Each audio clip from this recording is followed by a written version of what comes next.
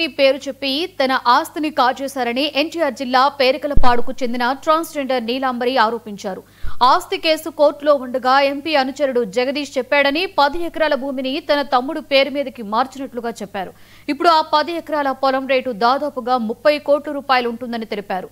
పలుమార్లు రెవెన్యూ అధికారులకు చెప్పినా పట్టించుకోలేదన్నారు. ఉన్నత అధికారులు స్పందించి తనకు న్యాయం చేయాలని ఆమె కోరారు.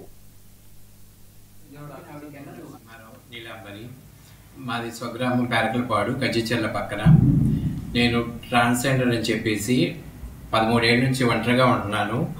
మాకు మేము ఇంకా పంచుకోని ఆస్తుల్లో 30 ఎకరాల దాకా ఉంది. ఇంకా వేరే కమర్షియల్ సైట్ కూడా ఉంది. దాని గురించి నేను 6 ఏళ్ల క్రితం నందిగామ డిస్ట్రిక్ట్ కోర్టులో పార్టిషన్ సూట్ కేసు వేసాను. నెంబర్ వచ్చేసి 06 OS 06/2019.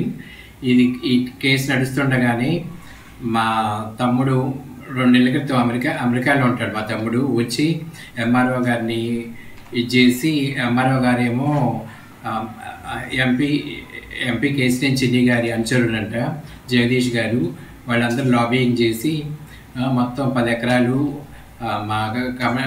చాలా వాల్యూ గల సైటు, 20 కోట్ల ఆస్తి గల సైటు, అదన్నీ మొత్తం 1B ఎక్కిచ్చేసి నాకు అన్యాయం చేశారు.